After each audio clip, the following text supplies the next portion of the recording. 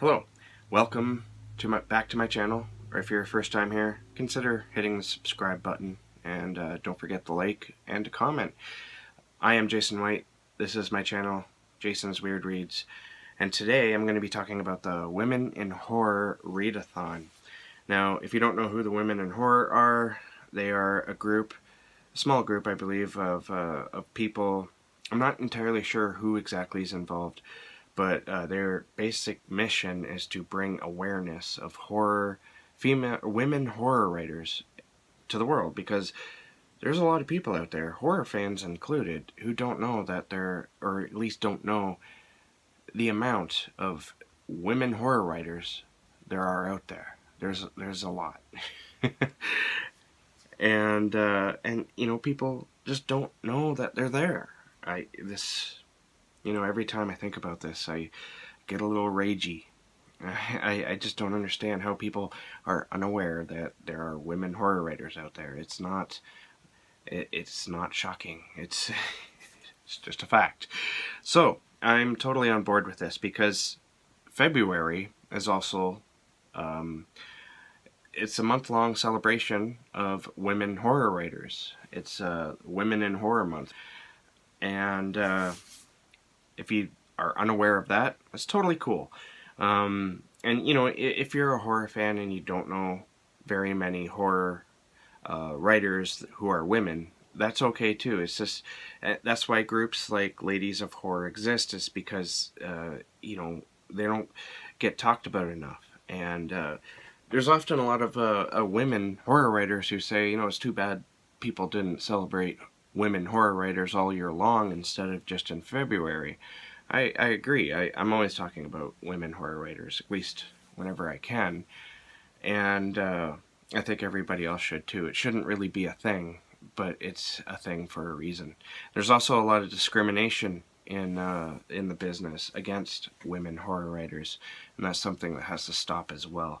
So the challenges for this readathon are obviously, there's 5 challenges. So read 5 books by 5 women horror writers, but not just that. There's the challenge number 1 is to read a horror book written by a woman who's an indie author. Challenge number 2 is by an author of color. Challenge number 3, by an LGBTQ plus author. Challenge number 4, a book published before you were born. And challenge number 5, something short, like a short story, a novella, a poem, a graphic novel, pretty much anything like that. So, my choices, my to be read for this pretty cool horror readathon. For challenge number 1, I decided to go with Husk by Rachel Autumn Deering. Now, this story, I believe, is about a war veteran who comes home after having lost his best friend in a nasty exchange while, you know, in war country while he's serving his term.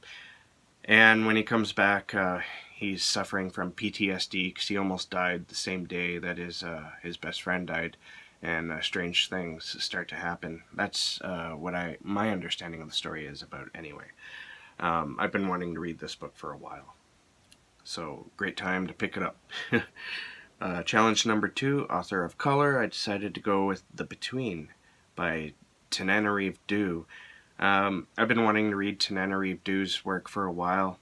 I decided to go with The Between because Alex over at Hey Little Thrifter, who I forgot to mention is a host for this. I believe she's like the Booktube representative, you could call her that anyway. So she's organizing, or at least helping organizing this, and I'm going to link her video below. But in her introduction video, she mentioned that The Between is going to also be a read-along hosted by Ladies of Horror, and this was actually planned before they decided to do the readathon. So that's pretty interesting. It's fairly short, so I thought I'd cheat a little and pick a short book. And also, hey, there's a readathon going on about it too, so why not? So, LGBTQ+, I decided to go with Larissa Glasser and her story called F4. This it's a very kind of dark and twisted cover. It's also seems like it might be full of really interesting stories. You know, I'm going to read the synopsis here. A cruise ship on the back of a sleeping kaiju. A transgender bartender trying to come to terms with who she is. A rift in dimensions known as the Sway. A cruel captain. A storm of turmoil, insanity, and magic is coming together and taking the ship deep into the unknown. What will Carol the bartender learn in this maddening non-place that changes bodies and minds alike into bizarre terrors? What is the sleeping monster who holds up the ship trying to tell her? What do Carol's fractured sense of self and a community of internet trolls have to do with the sudden pull of the Sway? So I guess it's not a collection of short stories, it's just a novella. And anyways, it sounds fascinating to me, and I've been wanting to read Larissa's work for a little while, so definitely I am checking that out. Now, a book published before 1974, I decided to go with The Lottery and other stories by Shirley Jackson, because it's, you know, I've read 2 books by Shirley Jackson, and both of them are favorites of mine, and but I haven't read The Lottery, and that's like one of her most famous stories, so I really want to scratch that one off the list of things I really want to read. And something short. I decided that I would read Monique Snyman's poetry book that I have. It's about the asylum. I can't remember its title. I'm just going to put the title down here, and well, here's the picture of it right there. I have the physical copy, but as I said, I wasn't prepared when I started this video. Alright, so there's going to be a bunch of links down there too as well, because there's a lot of stuff going on in regards to this. So the basic concept here is you're welcome to join along. Support women horror writers, because they've been just kind of put to the side for far too long, and it is time for them to come in and take over, honestly. We need some women horror writers up there with Stephen King, you know. So definitely join along.